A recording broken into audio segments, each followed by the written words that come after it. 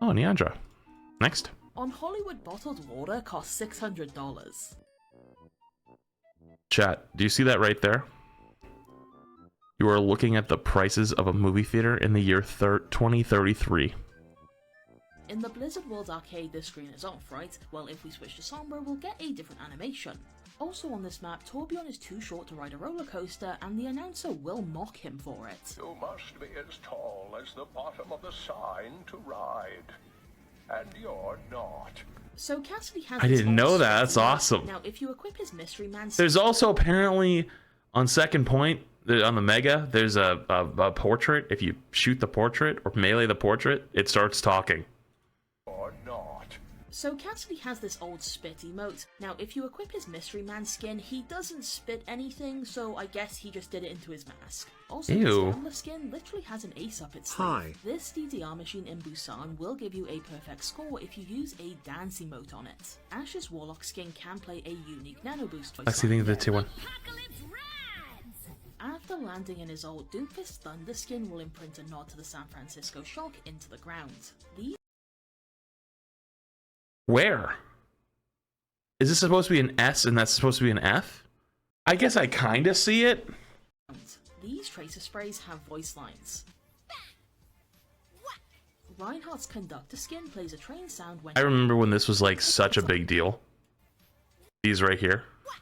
Reinhardt's Conductor skin plays a train sound when he charges. In Kanazaka's Cat Cafe, you can find these paintings, which are based on the real-life cats belonging to the Out dev team. So, okay. I'm going to probably spoil this a little for you. But if you didn't see this week, I went to Blizzard, went drove some Porsches and stuff like that. It was cool. But me and Karki wanted to film some more content while we were there. If you know, Karki likes to do content where like GeoGuessr and sometimes trivia and stuff like that. We did trivia, and I did the trivia versus Emong, and I wiped the literal floor with Emong. But that was one of the questions. Since Werewolf skin has a subtle, unique wolf howl when you ult. For all the motherfuckers that always say to me, "Oh, but you always say these are so much easier than other ones." In the moment, you wouldn't know. Watch, you'll see. You'll see. You'll see. One more time. Is this the werewolf one? Howl when you ult. Oh yeah, that was cool. That one was cool. My problem with free hero trials. Venture's hero I'm gonna let them cook. trial is now over, and they are a lot of fun. Getting to try out the hero early leads to a lot of excitement during the middle of the slow part of the season. But these trials aren't exactly all great. For starters, the quality of quick play games can be pretty terrible for one simple... Quality of quick play and complaint. Dude, come on now. reason. Levers. We didn't get this problem with Mauga because there was only one... What do you mean? I think I had more levers yesterday than I had the whole venture trial.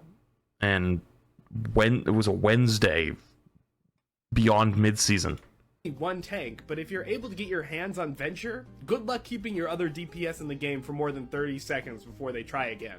This didn't happen all the time, but when it did, it doesn't... They literally get lever penalties now. Feel like you get to properly try the hero because your team is at such a disadvantage. This may be a nightmare for queue times, but having a dedicated new hero queue during these trials would definitely alleviate... They do. It's called No Limits. Alleviate that problem a little bit.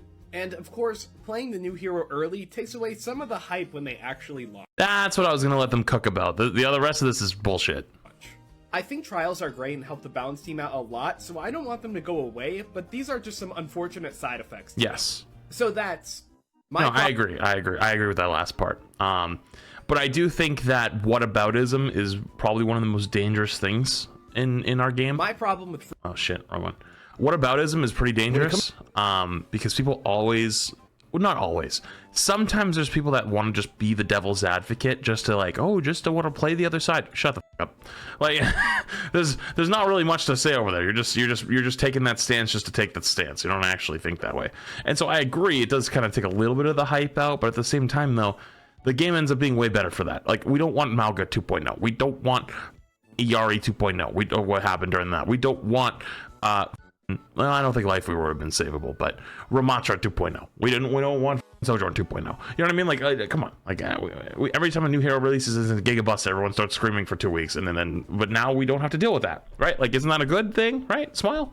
When it comes to hero design, Overwatch often has the right ideas, but they implement them horribly. Look at Kiriko, for example, and take her support weapon. The idea is to have a projectile support weapon with a low rate of fire that is rewarding when you hit headshots, which sounds good. Low rate of fire, so you're not just Baptiste 76. Projectiles, so they're a bit harder to hit, but then rewarding once you actually do hit. But then they implement that on a character that can heal and cleanse herself of all status effects, and then teleport out to a teammate through walls once things start to go. I'm going to pose a genuine question. If you took away Kiri's ability to TP through walls, you had to have LOS. Do you think Kiri would still be a fun character to play? Do you think that would take away from her identity? Do you think that it would just be weird? I think that it would be a net negative. Their whole cinematic, like part of the cinematic, is literally her TPing through the walls, fighting the Hashimoto's and stuff. Like, that was like part of her identity, right? Having to require LOS for it, right? Like, I understand, like, when we first originally thought about it way back when, it was like, well, no LOS, that's insane. But now that we're years into it, like, it would still be just as frustrating 90% of the time. Because when is Kiri's frustrating to deal with, right? Frustrating to deal with when, like, one of three situations. One, there's one in your backline going, bink, bink, bink, bink, Suzu, bink, and the TP's out. And then if it's, like, somewhat near the fight, they'll have LOS of somebody. Two, which is like you're diving them on Winston Trace or whatever, and they're like backing away. They Susan themselves and then go and disappear. Most of the time, that's like longer sight lines. They'll have LOS of somebody most of the time, right? Like, sometimes they won't, though. So I agree. But it's like, think about if they reworked Hanzo ult tomorrow. Let's say Hanzo ult, right? You say a lot about whataboutism, but you're doing the sunken cost fallacy now. No, I'm not. I'm literally making a point, because that is her character identity. It's part of her character identity. That literally when she was first introduced. Her big things were the kunais, the foxes, and the gates, and her teleport through walls. Like, Suzu cleanse was not a big part of her identity. Like, was that in the cinematic? Was that what, like, one of the big things? Like, Suzu's the gameplay competitive aspect of Kiri that makes it really strong. The rest is like her identity. And the point of what I was about to say, before you cut me off, is if you worked Hanzo's dragon tomorrow, if you reworked his ultimate, wouldn't that kind of like take away from what Hanzo is in a lot of ways? Like, Hanzo kind of just wouldn't be the same anymore, you know, in a lot of ways. I think people would look at him very differently.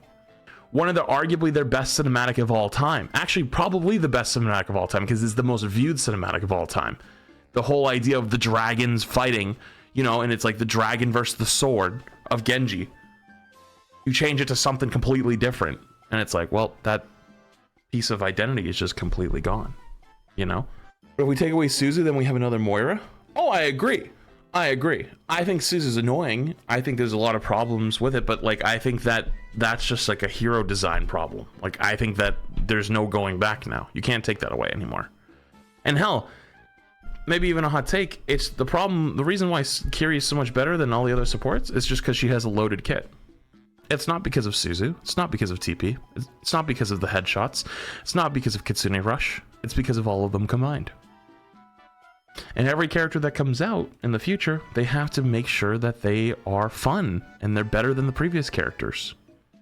And so you're going to constantly have new characters that come out that have more loaded kits than previous ones, and old heroes will fall behind and they'll need reworks. So I understand what they're saying, but it's like, dude, that's just gaming, and a lot of games struggle with that. To go wrong, allowing her to freely duel any because you don't want to release a new hero that's boring and shit. DPS in the game while being practically unpunished. I think Life Weaver's a good example. punishable. Then look at Alari, a very similar support weapon. Low rate of fire, rewarding once you hit the headshots. By no means is a defenseless support like support players claim that people want supports to be, but is also not just inherently broken. That is, until they make the exact same mistake again and give the character mobility and self-sustain. There's a reason that nobody complains about Ana's support weapon, even though it is hit scan and has 0 fall off damage, is because she has no mobility, and if she uses her nade to heal herself, She also can't headshot though, so you're always taking the same amount of damage. It's a little bit easier to balance. she then can no longer use it offensively on the enemy team. That is how you make a balanced support, and they just forget how to do that now. What's going on? Oh, hang on. I don't know how we got here. Wait, I want to go back. I can't back. My problem with free hero trials. No. When it comes to hero, Okay. I want to say really quick, makes a really good point, but there's a small problem where characters in Overwatch no longer have weaknesses. And it started around like the Sigma time, where Sigma had defense matrix eat, technically. Shield, it was 1500 shield. Flux originally worked like it does now after this patch, where like it goes through everything. Had a one-shot combo with a rock. It would stun you for longer for how long it traveled. His damage is insanely high. Like, every character that comes out is loaded. They have no weaknesses. That's the problem. That is the problem. Characters come out with no weaknesses. And then you have a character like Venture that comes out, has a very clear weakness to range. And people are like, oh my god, this hero is so weak or so broken, depending on what you're talking about. Like, they're like, oh my god, they got in my face and killed me. Like, Venture's so broken. It's like, no. They got all the way into your face, used all their cooldowns, and killed you with those cooldowns. That is how a character should be. Characters should have a weakness somewhere. A lot of Overwatch characters nowadays don't. Oh god, another tank one. Tank is the easiest role?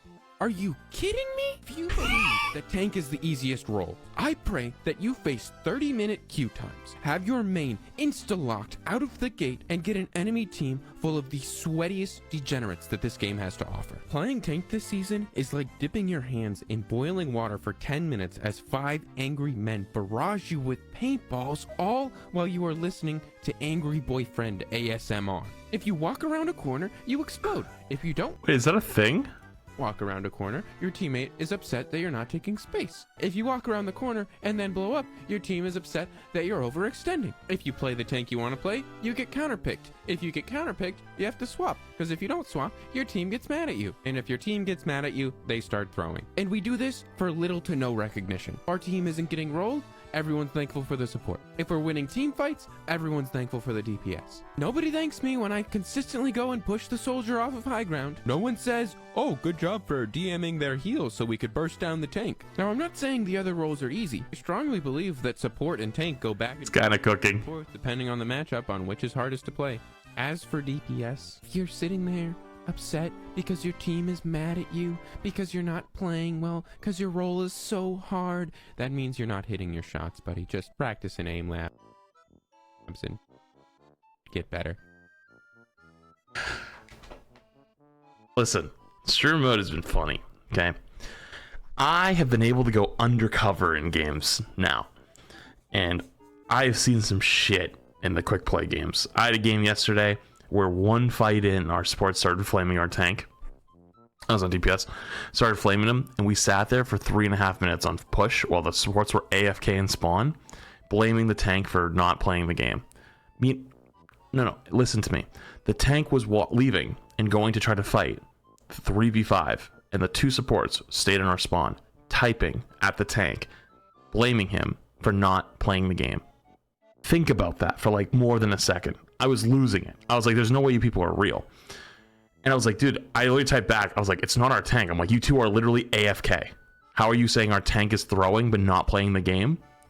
And you guys are AFK. The idea is, you think you're going to lose the game. It's quick play first off. But you think you're going to lose the game because you're tank. So you decide to solidify the loss by AFK. And it's their fault. Okay, 1. 2. They didn't do anything wrong. They just died in one fight. That was it. That's all they did. They just died in one fight.